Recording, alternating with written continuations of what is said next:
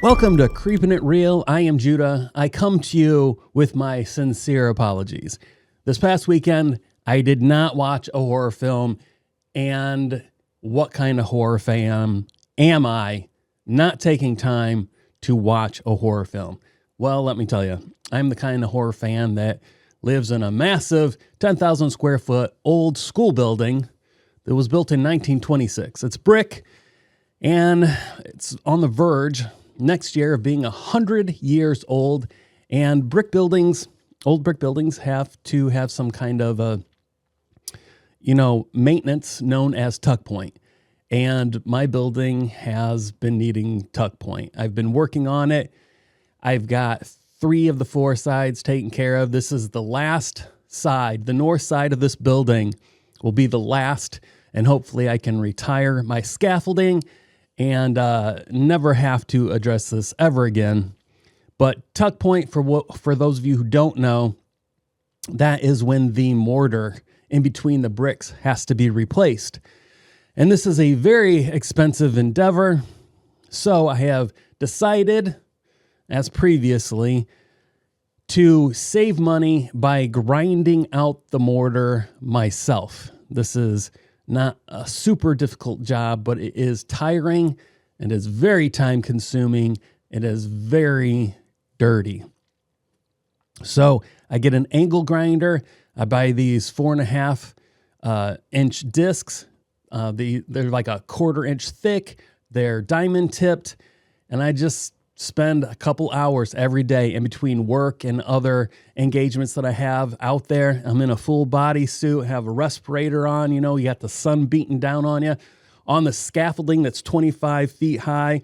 It's a little iffy. It's terrifying. My anxiety levels are heightened because I'm not a big fan of heights, and I'm up there just grinding out that mortar. It's going to take me about a month and a half to get the whole thing done. And then I got to start getting some quotes for people to come in and refill it with new mortar. Not looking forward to it. Like I said, even with me getting out there and grinding out the mortar myself, I'm going to save about $10,000, but I'm still going to be spending close to $15,000 to get it refilled. So not a cheap thing. So that is consuming me. And I wasn't able to get a movie in. I mean, I did start watching a movie called Moon of the Wolf, but I wasn't able to complete it. So I have no review. But something that I have wanted to touch on for a while now is the idea of what kind of people watch horror movies. And I found an article. It was written back in, I think like 2001. Let's see here.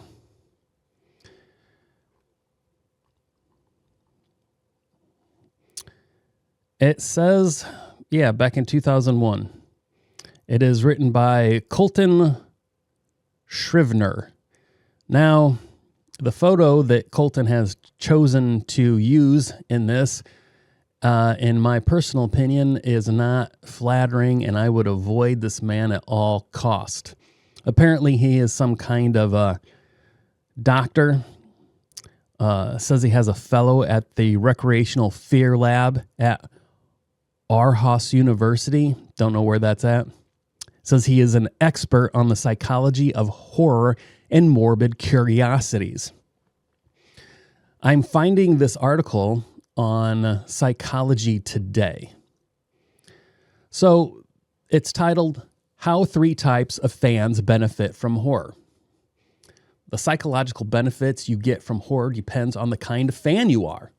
So I'm going to read this to you. Please forgive me as I stumble through this. Let's see what kind of fans we are. It says here, although scary films have long been popular and incredibly profitable, horror is commonly misunderstood genre. Horror fans are often depicted as juvenile or lacking empathy. For example, a film critic recently claimed that fans of horror movies like Saw are depraved lunatics. I'm not going to disagree with that critic because I think fans of Saw and Terrifier are depraved lunatics.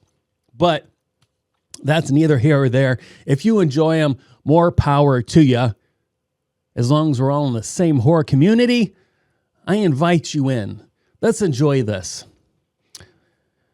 However, as I and others have pointed out previously, empathy is not a great measure of how good someone is. In fact, horror fans actually score lower in cold-heartedness, a measure of disregard for others' feelings, than non-horror fans. Oh, in your face!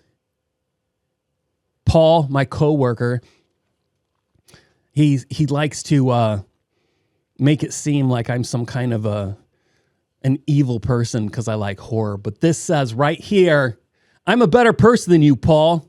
Suck it.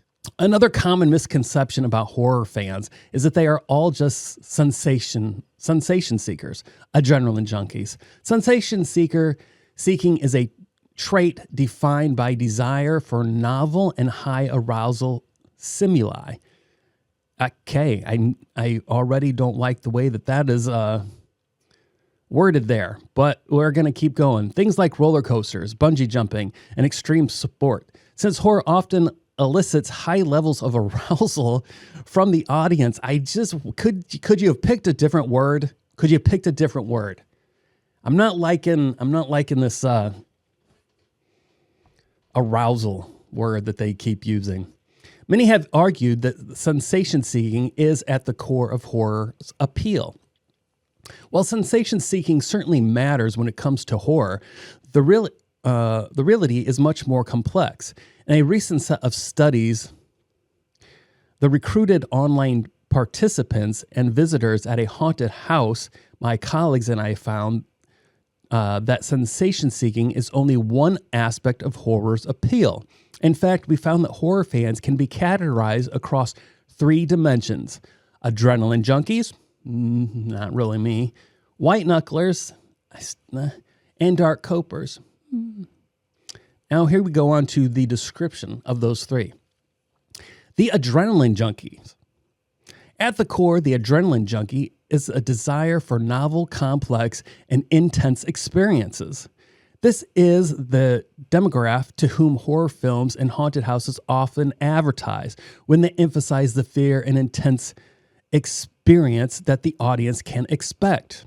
When asked how they feel about horror films, adrenaline junkies report loving the sensations they get from watching a scary movie and enjoying the suspenseful aspects of horror. In the haunted house, the adrenaline junkies tend to upregulate their arousal by immersing themselves more in the experience. Once again, could we have picked a different word? And I highly disagree with the use of upregulate and arousal right next to each other. Ugh. Okay, let's go on to the white knucklers. The white knuckler. Not every horror fan is an adrenaline junkie. A large number fall along the white knuckler dimension. This dimension is characterized by being genuinely afraid of horror movies and not necessarily enjoying the suspenseful aspects. Many white knucklers even report having nightmares from watching the films. However, white knucklers still go to horror movies and haunted houses.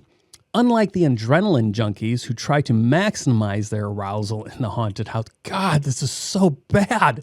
So bad. Why did you pick arousal? Gosh, that is... White knucklers tend to downregulate their arousal. Colton Shrivener, PhD of Morbid Minds. Why? You couldn't find a different word than arousal? You know what? Now that I'm looking at your picture, it seems like you're somebody who would use that word. That's weird. Okay, the dark coper. While previous studies had reported on the existence of adrenaline junkies and white knucklers, dark copers had not been previously described. We found that people who score high in the dark coping dimension use a mix of strategies. Some downregulate their arousal and some upregulate it. What makes this group distinct is that they tend to use horror as a way to cope with various aspects of their lives.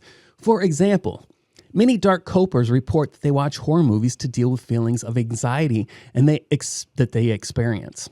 Though this group had not been previously described, I have written before, oh, congratulations, Colton, pat yourself on the back for writing about it before, on the idea that horror might be a good way for some people to practice emotion regulation skills and cope with feelings of anxiety. Guys, we owe this all to Colton. Colton knew it all beforehand.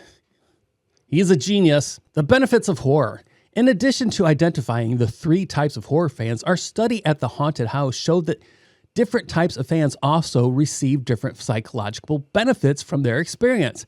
After visitors completed the haunted house experience, we asked them 3 questions.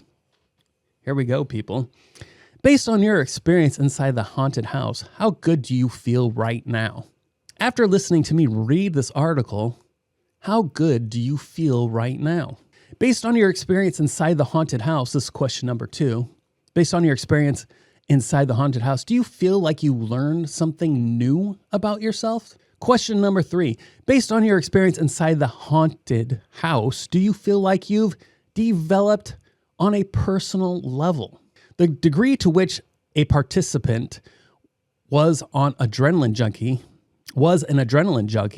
predicted the extent to which they felt good after the haunt, while the degree to which someone was a white knuckler predicted the extent to which they felt as if they learned something about themselves or developed on a personal level. What about the dark copers? Interestingly, those who score higher on the dark coping dimension reported all 3 benefits.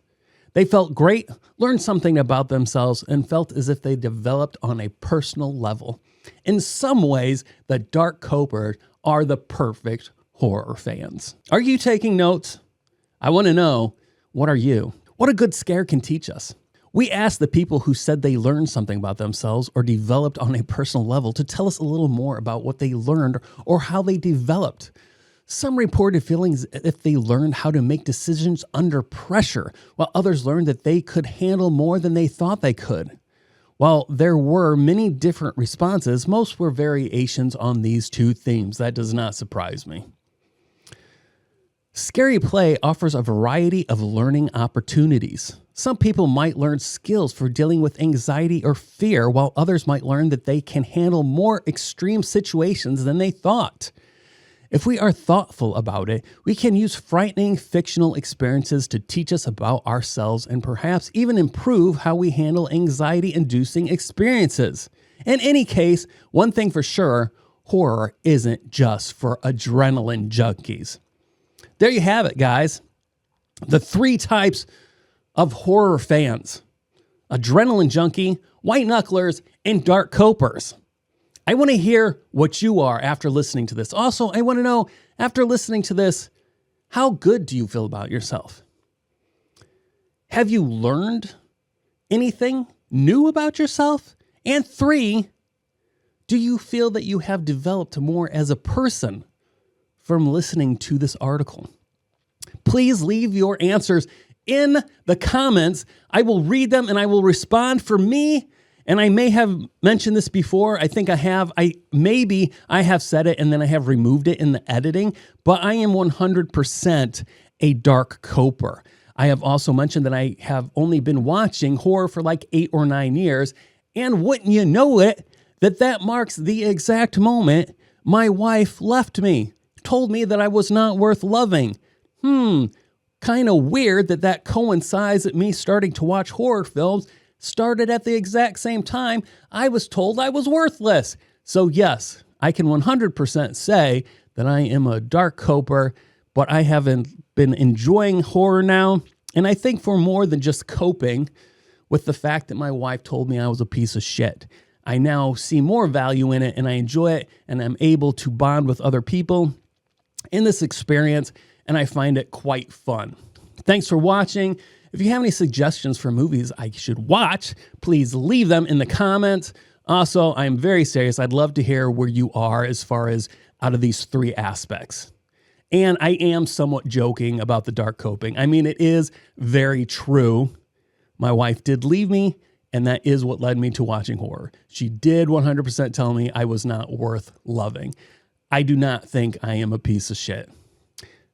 Today, I don't. I mean, there's still a full day. I could end up being in that path. You know how emotions go up and down. But that's it for me. Thanks for watching. This has been Creepin' It Real, and I'll see you later.